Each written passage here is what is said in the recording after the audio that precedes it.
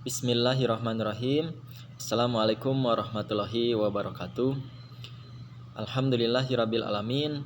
Wassalatu wassalamu ala asrofil anbiya'i wal mursalin wa ala alihi wa ashabihi ajmain amma ba'du. Puji dan syukur kita panjatkan kepada Allah yang Maha Ghafur. Salawat serta salam semoga tercurah limpahkan kepada junjungan kita semua Nabi besar Muhammad sallallahu alaihi wasallam.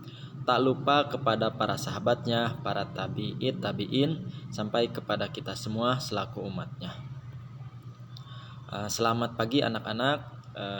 Hari ini kita belajar dari rumah ya. Bapak sengaja membuat video pembelajaran supaya dibuat persis seperti tatap muka ya. Namun ini kita menggunakan media WA dengan video ya. Baik ya, walaupun seperti ini tetap semangat. Insya Allah materi akan tetap Bapak sampaikan semaksimal mungkin ya. Nah, hari ini Bapak akan memperkenalkan mengenai CorelDRAW versi X7 ya. Nah, baik ya. Apa itu CorelDRAW? CorelDRAW adalah sebuah drawing software yang sangat populer, sebuah software yang serbaguna dan dimanfaatkan oleh desainer dari berbagai aliran, seni murni, desain logo, desain ikon dan karakter, desain poster, brosur, kartu nama, cover buku dan sebagainya. Digemari oleh desainer cetak karena memiliki palet warna yang mendekati warna yang dihasilkan oleh mesin cetak ya. Meskipun demikian, CorelDRAW tidaklah cocok digunakan untuk layout isi buku. Pertama kali muncul pada tahun 1987. Versi terakhir yang dirilis adalah X7 ya atau 17. Popularitas dan penggunaannya yang begitu luas membuat software lain yang sejenis sedikit banyak kemudian mengikuti tampilan dan cara penggunaannya, termasuk drawing software yang tidak berbayar atau open source ya. Lanjut ya.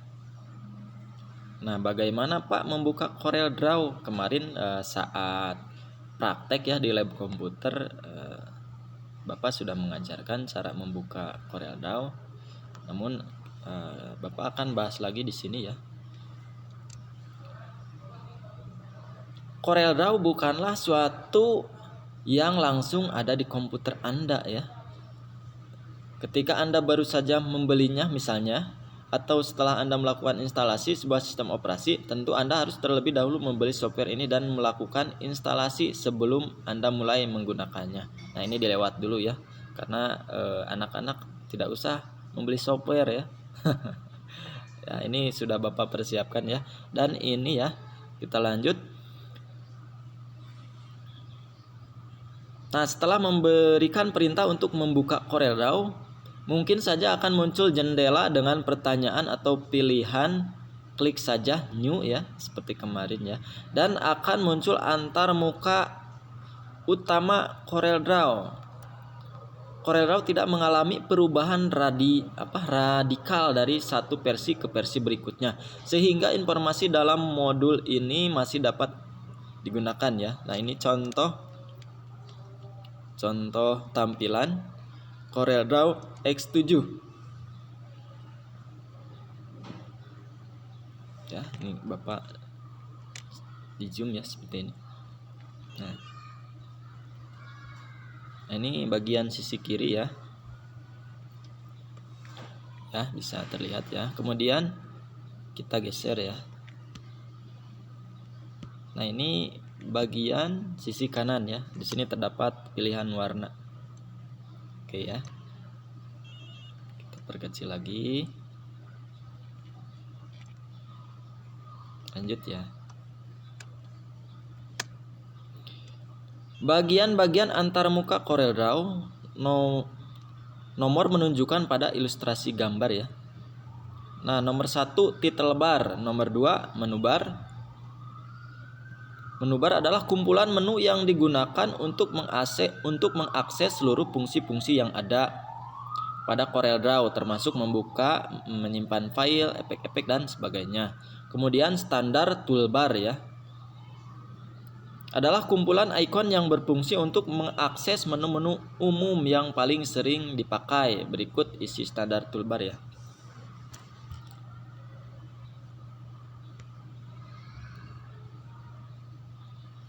Yang pertama, start a new drawing ya, adalah untuk membuka dokumen baru. Kemudian open a drawing untuk membuka dokumen CorelDRAW ya. Kemudian save a drawing untuk menyimpan dokumen CorelDRAW. Kemudian di sini ada print a drawing untuk mencetak dokumen CorelDRAW ya. Kemudian cut selected object to the clipboard ya, untuk potong objek pada CorelDRAW. Kemudian copy selected object to the clipboard untuk salin objek pada CorelDRAW.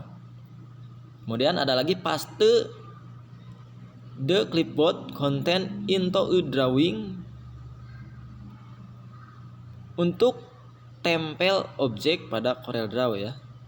Nah, di sini ada tombol kembali ke masa lalu ya.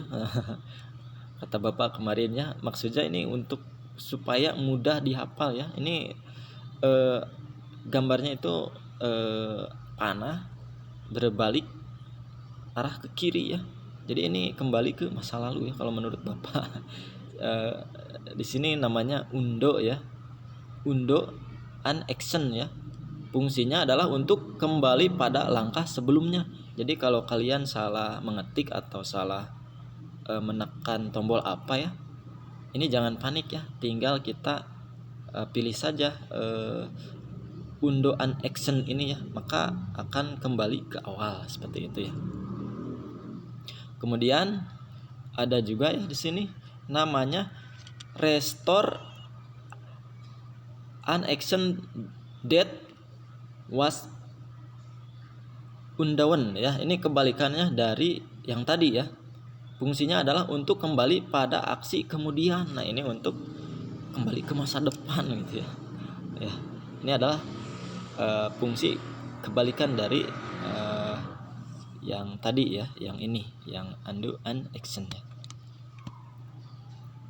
Kemudian di sini ada import a drawing ya, untuk mengambil gambar dari dokumen lain ya. Kemudian ada juga export a drawing untuk menyimpan gambar dengan format lain. Kemudian start Corel application untuk memulai aplikasi Corel. Kemudian open the welcome screen untuk mengaktifkan akses cepat CorelDRAW. Kemudian di sini ada 100% ya. 100% ini berfungsi untuk ya, namanya ini set a zoom level ya, untuk menentukan pembesaran view ya. Kalau kita mau melihat lebih besar, ini di 100% kan atau ditingkatkan.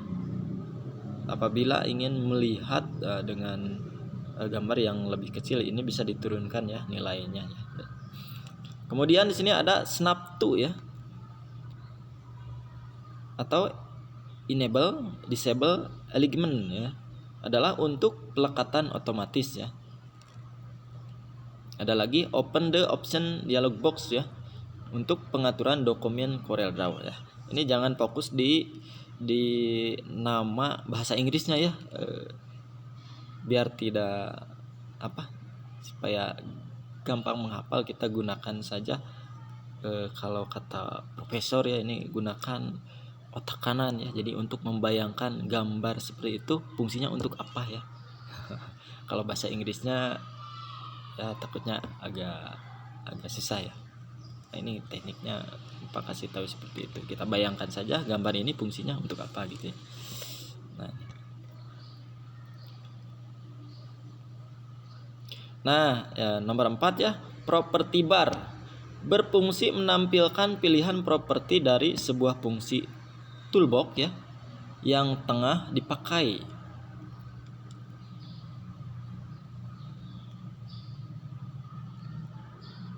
Pada kondisi default, tool yang terpilih adalah pick tool ya, panah putih. Maka properti bar akan berisi ukuran kertas bidang gambar, kemudian orientasi kertas, unit yang digunakan, dan sebagainya. Properti bar akan selalu berubah tergantung dari tool yang kita pilih di toolbox ya. Nah ini tampilannya seperti ini ya. Nah ini ukuran kertas A4 ya, ini bisa diatur ya. Nah ini Bapak zoom ya. Nah ini ya. Kemudian di sini ada pengaturan untuk potret dan landscape ya, yang warna biru ya. Kemudian di sini ada milimeter, ini bisa dirubah ke sentimeter ya, tergantung kebutuhan kita ya. Yang paling mudah yang mana tinggal kita pilih.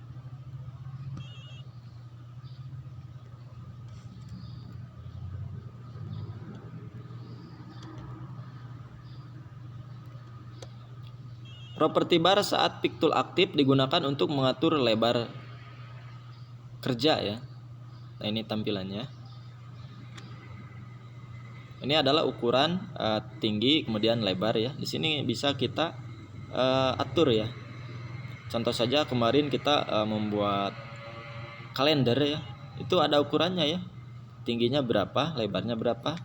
Nah kita atur di sini ya. Di sini juga ada bold, italic, dan underline ya, seperti pada Microsoft Word. Ini untuk mempertebal teks, bold untuk mempertebal teks, italic untuk memiringkan teks, kemudian underline untuk memberikan garis bawah pada teks ya. Nah ini.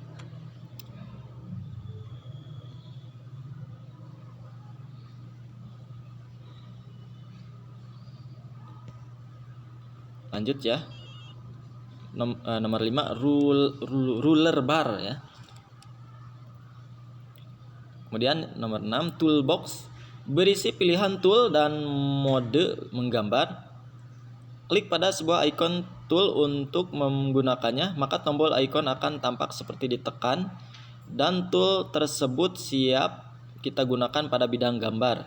Kadang juga terdapat subtool yang dapat dimunculkan dengan menekan agak lama pada sebuah icon tool. Kemudian klik pada subtool yang tersedia. Isi toolbox ditunjukkan pada halaman berikut ya. Nah ini toolbox ya, yang berada pada bagian kiri ya.